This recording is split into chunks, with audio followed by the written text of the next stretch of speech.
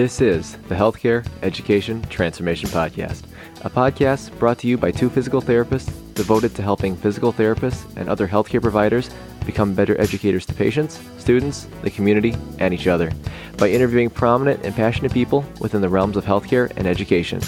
The Healthcare Education Transformation Podcast is intended literally for educational and entertainment purposes only.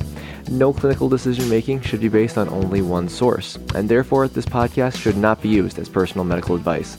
While care has been taken to ensure accuracy, occasionally mistakes and factual errors can be present, as we are only human. This is our journey on the road to becoming better educators, so get ready with your pen and paper as class is about to begin.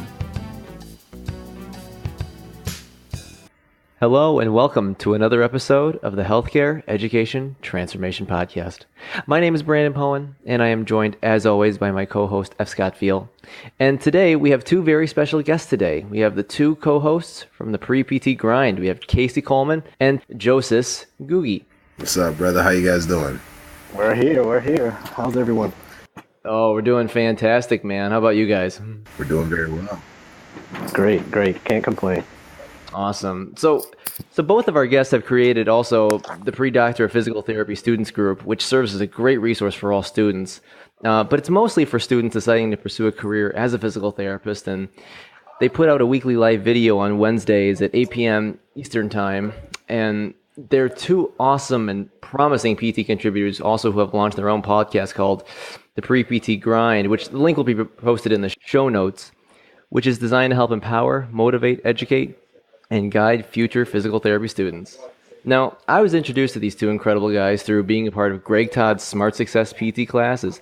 Casey was in season 2, and Joses and I were in season 3, and in fact, we actually had the opportunity to meet in person at the Smart Success PT live event in Clearwater Beach on Memorial Day weekend in 2017, and individually, these guys have done a ton already with being very new to the profession, and they're both incredible guys, and I'll kind of go over a little bit of their backgrounds here, and then we'll kind of go from there. But Casey Coleman is originally from Chicago, Illinois, and he's currently a DPT student at Andrews University in Berrien Springs, Michigan, and he'll be graduated in 2018. And he received his Bachelor's of Health Science from Andrews University in 2015.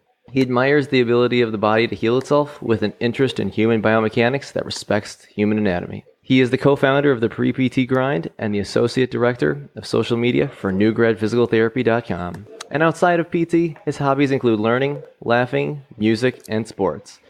Casey can be reached at his website, caseycolemanpt.wordpress.com. And Casey, with sports, I gotta ask you a question. Yeah? White Sox, Cubs, or Tigers?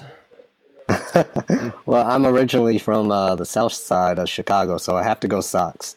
Even though I am happy for the Cubs when they won the World Series. All right. Nice. Respect. Yeah, you got to appreciate breaking a curse like that, but at the same time, it builds character like in a terrible team. I know being a Mets fan, trust me. Well, I mean, that series was just incredible, especially that Game 7. That's definitely one that will go down in history. But, yeah, I mean, with me being from Illinois too, Casey, I honestly don't – to me, I really don't have one that I prefer. I root for them both, but – so to me, it really doesn't matter. But cool, it was interesting. I was kind of curious to hear what your thoughts were and what kind of a fan you were. So now I'll get on to Joses. And Joses Ngugi is a recent DPT graduate from Andrews University in Michigan. He actually just graduated, so holla to this guy. Hello. He was originally born in the lovely country of Kenya on the continent of Africa, where he does hold a bachelor's degree in health sciences, along with his graduate DPT degree. His passions go beyond academics. He loves to travel both domestically and internationally.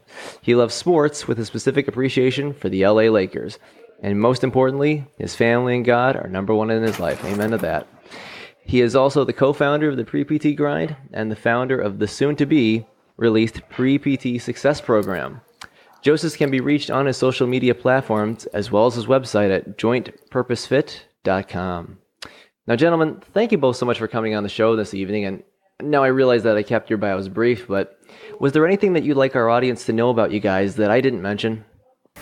Man, there's a lot you could say about Casey. Not much about me. Nah, man. Honestly, first of all, thank you for having us on the podcast. This is a pleasure.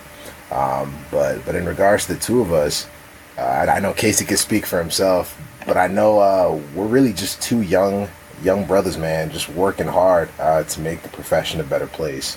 I know with Casey, I mean, he's always doing a lot of outside, out of the norm type things, whether it's jobs or being involved in other programs that most PT students would not be involved in. And so the two of us are just really trying to push the boundaries, really test the waters and see what we can do.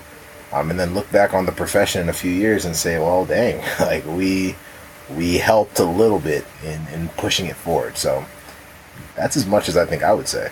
No, I think you covered everything. That was perfect, and I thank you guys for having me on the show. And I'm excited to be here, just trying to do my small part and move the profession forward as much as I can. So excited to be here. Yeah, guys, I really have to say I commend you for what you're doing. I kind of said this too with the Duck Legs podcast, guys, but to be a student and do the things that you guys are doing is really amazing. I mean, it takes a definite type of person, but it also takes a certain drive and that kind of outside the box thinking that you guys were talking about, where, you know, you are getting involved in different groups. You are getting your fingers in different areas that maybe, you know, PT students wouldn't normally think about, but that's going to pay off tenfold down the line, you know, when your network starts growing in an unexpected way. Like, you know, it really just blows my mind that you guys not only have the time and dedication, but, you know, the drive to do all this stuff while you were still students or just brand new grads. I mean, so I commend you guys for that, because that's awesome. But speaking of PT school, Joseph, with you just graduating, and Casey, you having a year to go, from your perspectives, what do you guys feel like PT school was or is really helping prepare you for in your role as PTs? I think for me, especially now being able to look at the entire academic journey as a whole and then say, okay, like, what have I learned from this 3-year process of being in PT school? I think for me, it just feels like, because I'm not going to lie, y'all, like, I felt like I was going to get through PT school and feel like I knew everything that there needed to be known about physical therapy. I could do absolutely anything. I'd be a Jedi and whatnot. But in reality, I feel like I just have the basic set of tools, if that even makes sense, to really just start my journey into physical therapy school. So I think physical therapy school really does a good job of preparing you, yes, for the board exam, as most would say, but it really just gives you a bunch of tools and gives you a taste into these different avenues of where you can go with the profession. And then it just says, well, here is the roadmap for you to kind of dive in, but you have to dive in to really become good or proficient at any one of these areas, whether it's orthopedics, whether it's pediatrics, inpatient, neuro, it doesn't matter. And so I think physical therapy school really just kind of provided me, at least, with those tools, the exposure, obviously the knowledge base, the foundational stuff. But I really feel like I'm starting now more than anything after being done with physical therapy school. Yeah, and for me, it's basically the knowledge base right now. I'm on clinical rotations, and I'm realizing that I know much more than I think I know. I may not remember the nuances from the concepts that I learned 6 months ago for an exam, but I'm able to competently explain injuries, rehab times, muscle actions, tissue healing, etc. to the lay people out there. And also, I think PT school has helped me have more grit in general. So moving forward in whatever I do, I can look back on PT school and say, well, if I made it through that class or that semester or past those boards, then how hard is it really to, document, patient notes or make a landing page or run social media for a company or something like that. So PT school is hard, and I think I'm much stronger because of that. I actually agree with that 100%. Yeah, I think, guys, those are some really good points. And, to take one of each from you guys, Joseph, and what you said in terms of like learning the basics overall, I think is very, very, very accurate, at least from my perspective as well, and that's very helpful because, when you get out working on your own, you realize that you can't be taught everything. I mean, school is a finite time, and clinical experience too, from rotations, there's a finite time. But if you know the material and you know how to apply it and learn from it to apply that clinical setting is very, very critical in the real world. And that's something that I've learned. And, Casey, to your point too about, you feel like you know a lot of good stuff, and it's so true. I mean, you'd feel like you do a lot of stuff. I think for me, at least, when I came out, I kind of also felt like I knew some stuff, but I also didn't really know how to use it all necessarily for the best benefit all the time, if that makes sense at all. You have all this information, but you're like, how's the best way can I use this? So, guys, what are some things that you guys think would be beneficial for DPT students to have in their curriculum to make the students better prepared for their role as a PT? I think, at least for our program, just because of how it is structured, and I know every program has a different system. I would have preferred a little more just kind of hands-on problem solving. Like, I feel like by the time I went into the clinic, it was more so like we're filling you with all this knowledge and all this information, but I didn't really know how to apply it. And yes, that's what the clinical rotation is for. But I feel like if I had the chance to learn it in that way, in the academic setting, and learn how to problem solve certain case scenarios and whatnot, that would have been pretty cool for me, in order to be able to translate that to the clinic setting and being able to apply that and learning how to, better apply that to someone who's real and in front of me and actually having a real problem, rather than saying, okay, so anatomy class, this is what we learned. Okay, let me connect that to my neuro class. Let me connect that. I mean, that took too much time. And so obviously as time goes with experience, you get a little better. But that would have been nice. But I think also kind of knowing how to interact with like the business part of PT. And so that could be anything from the financing to understanding how insurance works and all that other stuff. I feel like we were sheltered from that quite a bit as students. And I know, Brandon, you had mentioned it a little bit earlier on, but I think we were sheltered from that just because we were students. Just worry about treating the patients, just worry about this, that, and the other. And I feel like now as a new graduate, I feel like, oh my goodness, there's a bunch of stuff that I wish I would have been exposed to, that I was not. And so I think as PT students, that would be amazing.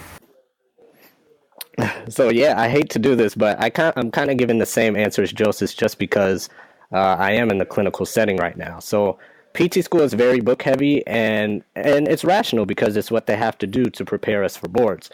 So in other words, if we can be a little more street smart, if that's for lack of a better word, I feel that PT school can be more beneficial that way. So for example, today I was in the hospital and I was asked a question, and I went straight to my book knowledge, and I gave this I tried to give this big, elaborate, complex answer to their question, when all they were really looking for was a simple answer like tone or weakness, something very simple like that.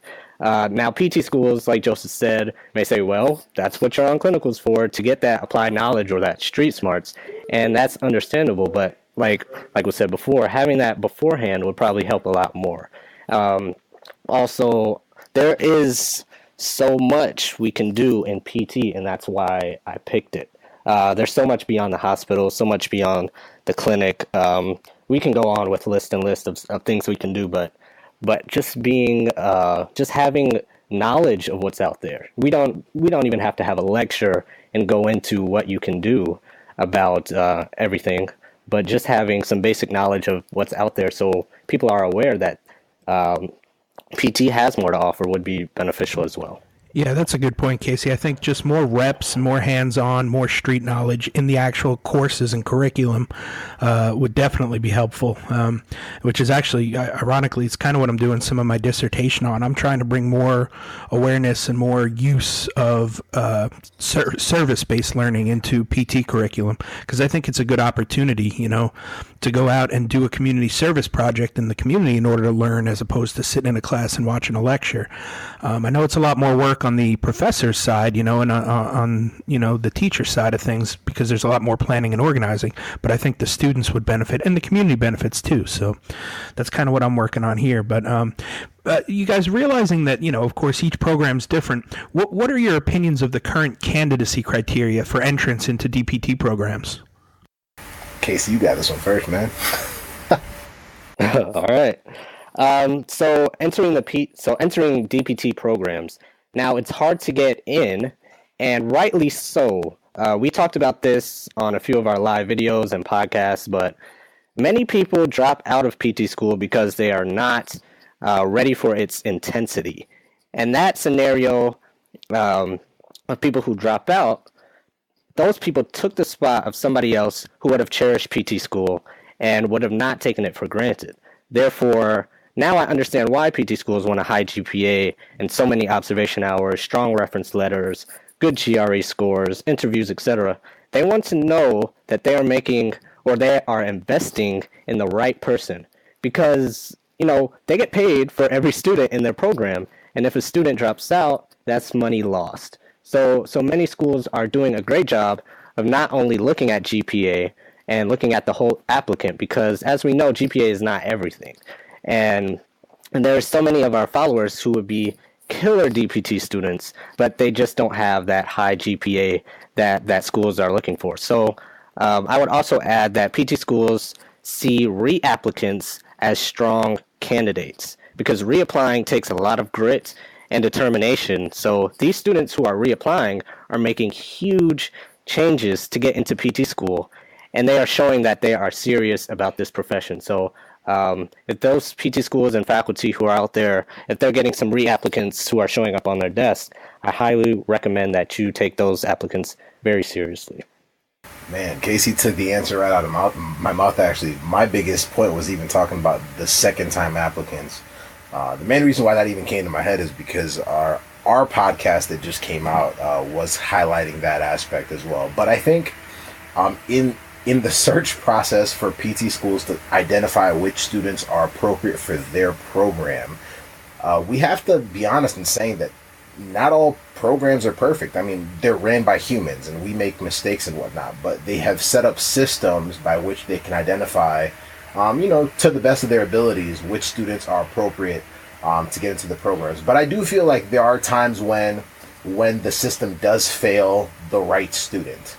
And I'm saying that because, for example, Casey and I go to Andrews University, right? And so at our university, the way it works is, man, I'm about to put my university on blast right now, but it's all good. At our university, they have something called a freshman acceptance system.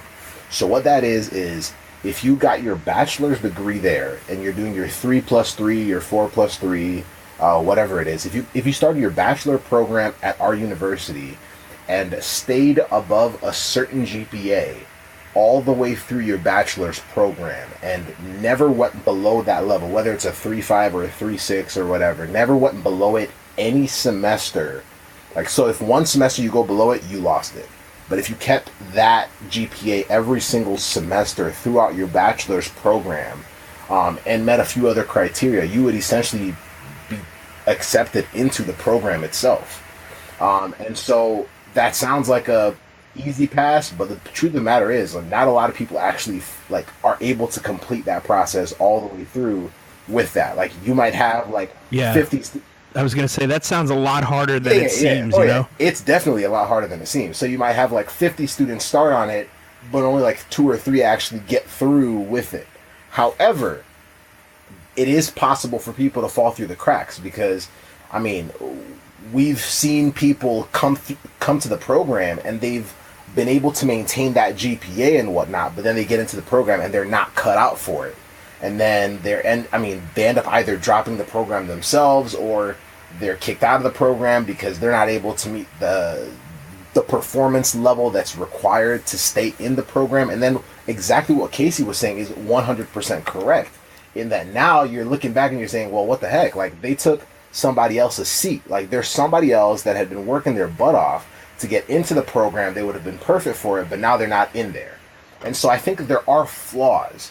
But that's why I'm also a big advocate of just the interview system. I know some programs don't really do that, and that's their own thing. I mean, they can do whatever they want, but I think in an interview you really do get to hear the individual stories of different people. Like Casey and I have personally talked to people, messaged people, called people that have had scenarios where they're like, man, I'm applying to all the wrong schools, and they end up applying to a school where they never even had an interview, and maybe their GPA is okay, but they have so many other things that they have done that clearly put them miles ahead of every other applicant in their class, but no one would know had they not, been interviewed or whatnot. And so I do think that the system is good in that it does its job of trying to identify the students that are appropriate for PT programs, but I do also think it has its faults, and some of those can be lost through things like that freshman acceptance, or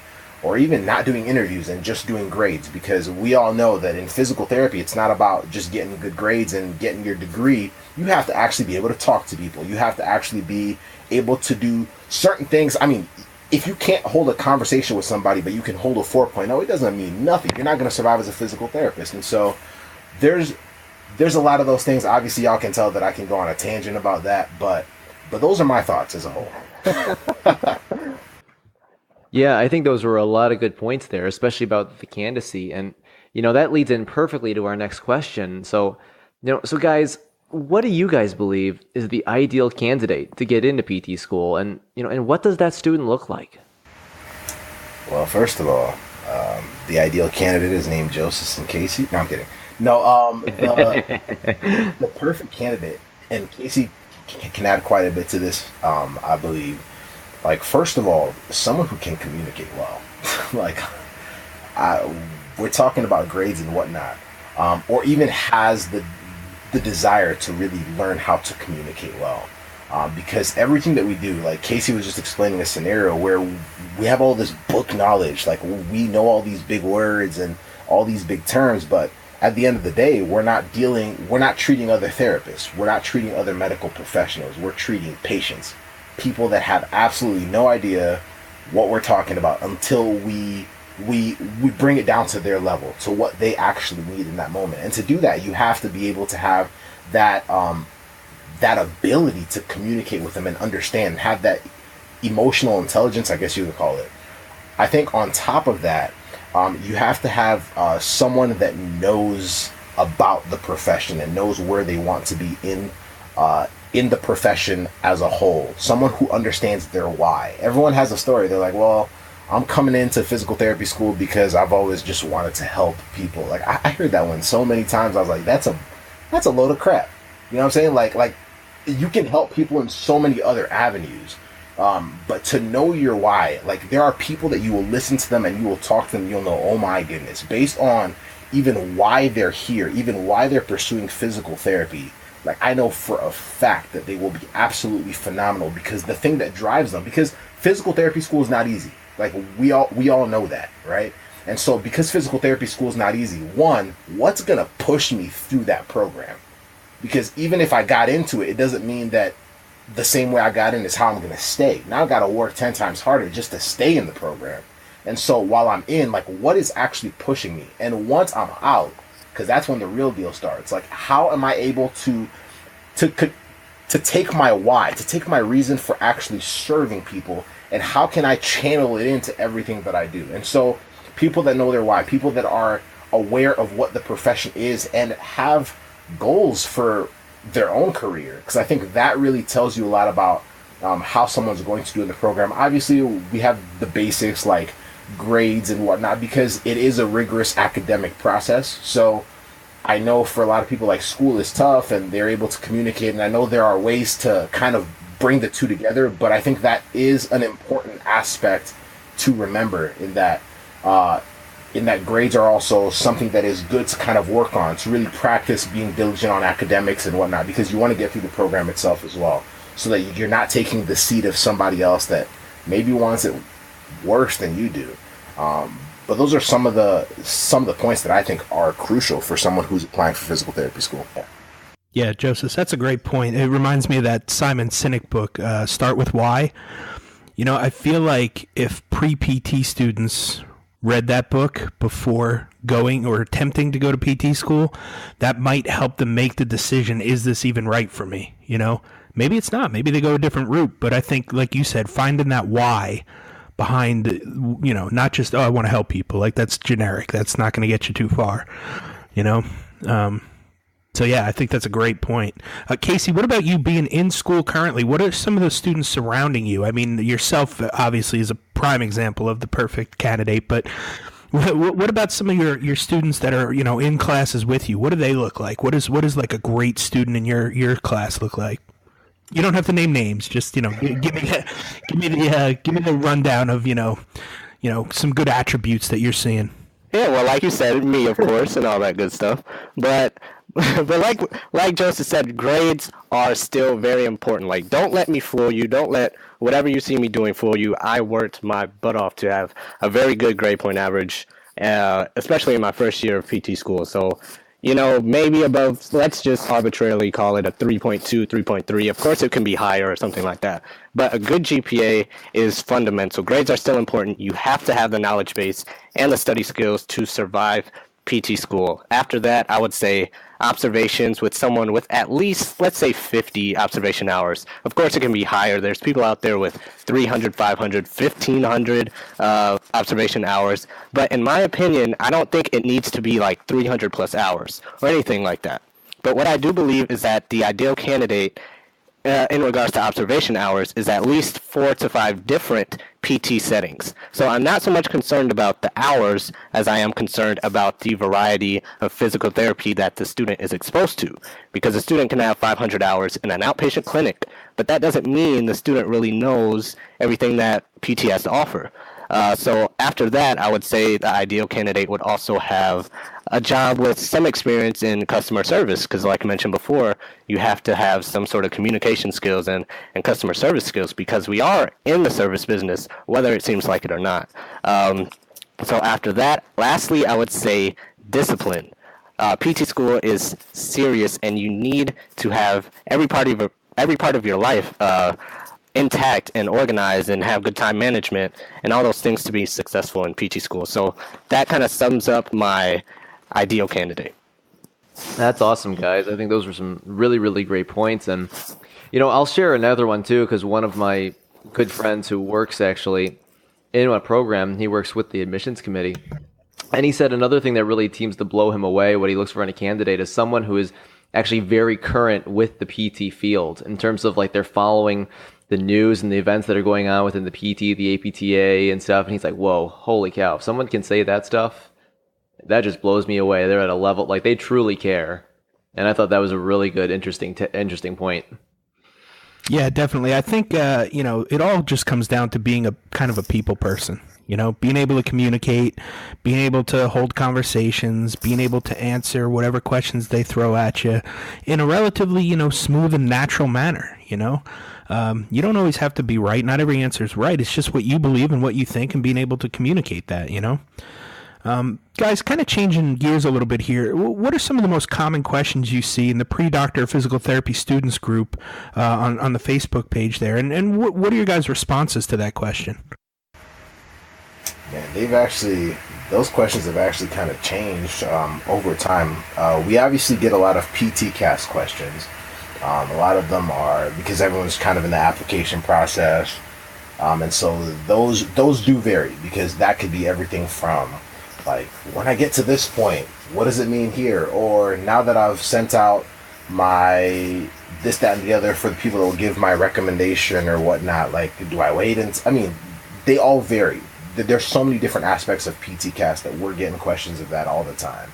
And so that's a common one. But we've gotten, we had a wave where we were getting a lot of questions on letters of recommendation. And so kind of what should be going into it, how they should be going about it.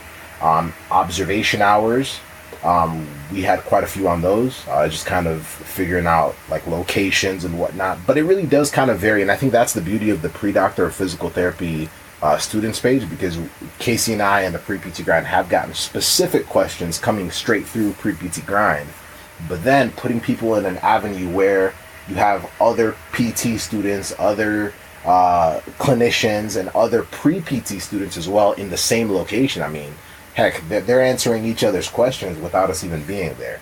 And so they have kind of varied. And so, I don't know, Casey, have you seen any more consistent ones lately that are outside of just kind of those waves? All right, so we get so many questions that are specific to like each person's concerns and problems. So there has to be a lot of context that I ask for surrounding the question to give a proper answer. However, if I had to choose some to give your audience like a general picture of the questions we're getting, it's mainly about PTCast and missions and stuff like that. So it's the height of PTCast season right now, and many students' questions are application specific. So they're like, can I submit or e-submit this application without this or without that, things like that, without taking this class or without that GRE score or without these observation hours. So questions like that we need a lot of context for. So in regards to that or questions like that, our answer is yes, you can submit your PTCast application without having some things in. PTCast has a list of things that can be changed after the application. So if it's submitted and if their question falls within those guidelines, then yes, they can submit. So that's a basic answer to that. Other bigger questions are, how do I get volunteer hours? How do I get a PT Tech job? Is the cost of PT school worth it? We also get a lot of PTCast essay questions, or we used to, and that's why we came up with this idea called the PT essay or pay it forward exchange, where the student gives us a Facebook review so we can increase our ratings and reach more students like them. And in return, we give them unlimited essay reviews or resume views to help them out.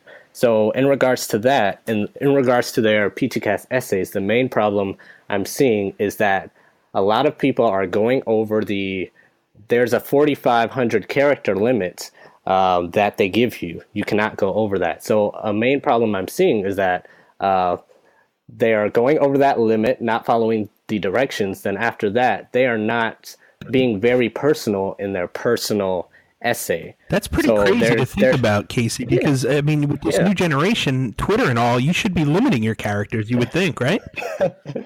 Yeah, so the prompt is like how to be a professional DPT student and all that. And every time, the first thing I do is highlight all the words and go to word count. And I'm like, well, did you follow directions?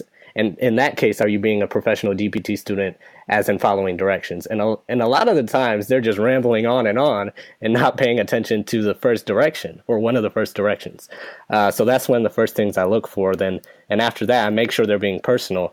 And I make sure that they are showing that they are already exemplifying things of a DPT student or a professional DPT student now and whatever they're doing. So a lot of the times I'm hearing that they're saying things that they think the applications board or the admissions board wants to hear in regards to applying, but they're not being personal and telling their own story, which will actually set them apart. So those are some things, or those are some big questions that we see all the time. Yeah, no, I think those are some good things. And guys, I know another question that I'm sure has come up, maybe not the height of PTCast season, but the question of, should I become a PT, has probably come up numerous times throughout the social media platforms that you guys are on. And I know you guys did a really good episode not too long ago with Jerry Durham, in which he kind of provided some questions that people should ask themselves to kind of figure that out. And, I'm curious as to what are your guys' take on this based on, what you know and kind of what you've learned. Honestly, with our episode with Jerry Durham, I think the biggest thing that we learned was, heck, PT school is not for everybody. Physical therapy is not for everybody. And that comes with identifying, first of all, why the heck you're even doing it. And so with us as Pre PT Grind, and obviously just what we're trying to do, yes, we're trying to get people into physical therapy school, but honestly, we said it from before even Pre PT Grind was really formulated. We did say that a win for us is either getting someone through the process of getting into physical therapy school if it's for them. But on the other hand, if it's not for them, if we deter them away from it and having them realize that early on, before they get themselves into trouble with getting themselves into a profession that they actually don't really care much for, then that's also a good thing. That's also a win, because we've helped them kind of analyze that for themselves. And so, it's a real question. I think it's good to address, and it's good to know whether it is for you or not for you now, and not waiting till you're 10 years into the profession and then saying, oh shoot, like I'm only here because I'm trying to pay off my loans, and if I wasted 3 years and I'm $150,000 into debt, I guess I have to be a physical therapist now, but I'm really not doing what I would rather do. And so even when we did our interview with Jerry, I remember when he pulled Casey and I aside in Clearwater when we were kind of asking him if he wanted to come on the podcast or whatever. He was like, y'all, like, you guys might not want to hear what I want to say on your podcast. Like, I might actually say some stuff that will deter people from PT if it's not for them. I'm like, perfect. I mean, Casey was like, that's exactly what we would love. You know what I mean? So I think it's a relevant question. And I think for us, it really just comes down, and what we discuss, it comes down to really doing your homework ahead of time.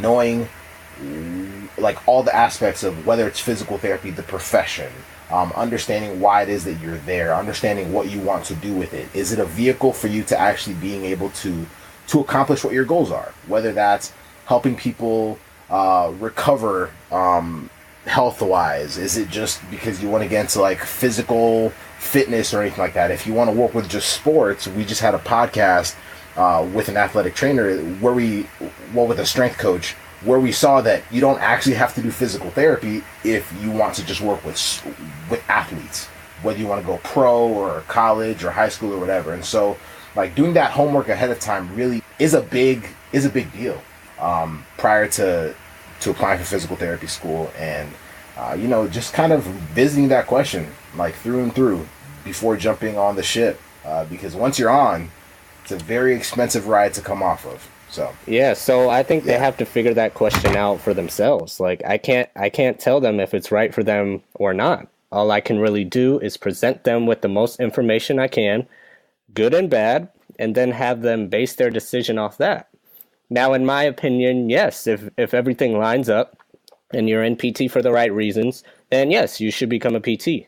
And why I wanted my ideal candidate for PT school to get a variety of observation hours is because many, if not all, pre-PT students have no idea of the vast scope of everything a PT can do. So if pre-PT and PT students, their population in general, really knew everything that they can do as a doctor of physical therapy, then maybe that question about should I become a PT would not really be as relevant, So you can help as many people as you want, as you desire. So you can make as much money as you want as well. You can teach as many students as you can handle if you want to go that route. And for example, you can work as a pediatrics PT, then go work with a high school sports team after you clock out. You can own a clinic, work for UPS, or consult for UPS after that. You can create apps for physical therapy, then work with a spinal cord patient part-time or something like that. So there's so much you can do with your investment into becoming a PT. It really just depends on what you want to do and if you're going to actually do it. Yeah, absolutely. Like that's one of the things I love about the field of physical therapy is there's so many avenues that you can take. And I think you guys do a really good job of keeping your minds open to some different avenues that might not seem physical therapy related at first, but really when you break it down, it very easily can kind of delve into the physical therapy realm.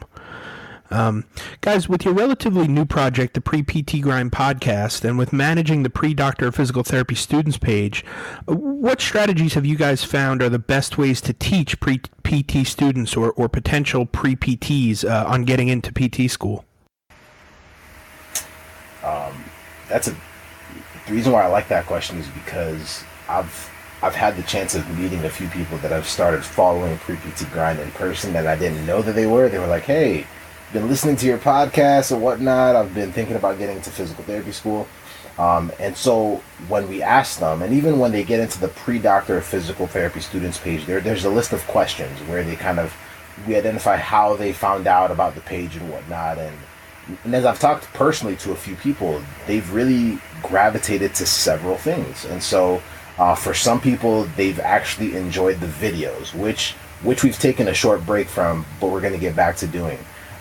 Some actually enjoy the podcast more so because they like just kind of driving and listening and learning that way. Other individuals have contacted us personally, and so it's been a one-on-one conversation, kind of walking them through how to navigate whatever it is they're trying to figure out at the moment, whether it's getting into PT school, whether they're just in college trying to put things together, whether they're trying to, apply now, and they're working on the little nitty gritty. And so I think really it's just kind of identifying what the learning styles are and knowing that there's a lot of them. And for a lot of different people, it's going to vary. And as we get more into video with Pre PT Grind, I think that will serve a bigger audience. But we've tried to teach in so many other aspects than just one thing. And I know we started with podcasts, but we are trying to branch out. And so as we're going, obviously we're probably getting our most traction with the podcast right now. But as we jump into everything else, as we start doing blogs again and those things, we will see that, I mean, a lot of people are learning in different ways. And I think right now it's audio, obviously, but video is a big deal in social media. And so that's going to weigh quite a bit when we kind of get back into that. Yeah, I think one of the best ways where we're teaching pre-PT students is by giving everything we have for free. Like, all the greats are doing it. All the greats like Brandon Poen and F. Scott are giving information for free. Those legends. So taking a page out of Gary Vaynerchuk's book, right? Yeah, exactly. So giving and leading by example. Now, pre-PTs are no different from anyone else in any industry. People will respond and gravitate to the people who are giving them the most love, attention, time, resources. And that's what we're trying to do, whether it's in podcasts, Facebook, YouTube, Instagram, personal calls, personal emails, whatever it is. We're trying to give as much information out to our students because that was us. And next, leading by example, because none of our followers would be listening to us as seriously as they do if we haven't already walked the path that they're walking. So if we remember, like when we were applying to PT school, we would do anything to be in the place of those first years we saw, right? Who just got out of cadaver lab. We were like, man, if I can just be that guy right there, my life would be set. So DPT students right now, they want to be you, F. Scott. Like, they're dying to be in your place, Brandon. And we can't take that for granted. So that's why I'm saying one of the best ways that we can teach the students coming up behind us is by leading by example, because they're watching. They are watching. Yeah, absolutely. And I think you guys being definite role models in that field and, doing all these things and walking the walk is, very inspiring, because you're right, people totally want to relate and follow someone that kind of signifies what they want. And I think that's a very, very good point with that. So guys, we like to wrap up each episode by posing this question to all of our guests. And if you guys could change one aspect of healthcare education, DPT or otherwise, what aspect would you change and how would you change it? I'm not gonna lie, y'all. This is probably one of the tougher questions in this interview, because personally, I kind of feel like I go through the academic process and I'm like, well, I don't like that, but I like that, and I just kind of deal with it and I just get through it because I'm like, well, eventually school will be done. However, really looking back, I think one aspect, and there are a number of things, and don't get me wrong, like I love the academic system. Everything designed always has benefits and some flaws, but that's just because they're designed by human beings. And so for myself, I think one thing that I would change is just the implementation of education in a manner that kind of values the different learning styles of students. So the reason why I'm saying that is because I realized that in our program, once again, we had a time where they took this survey that was supposed, and I don't know, Casey, if they did that with you, but they took this survey that was essentially supposed to kind of tell us what our learning styles were, and then the school took a note of it. And the problem was they took it at the end of a particular semester. And so I was saying to myself, well, why are they doing this if they can't really use it?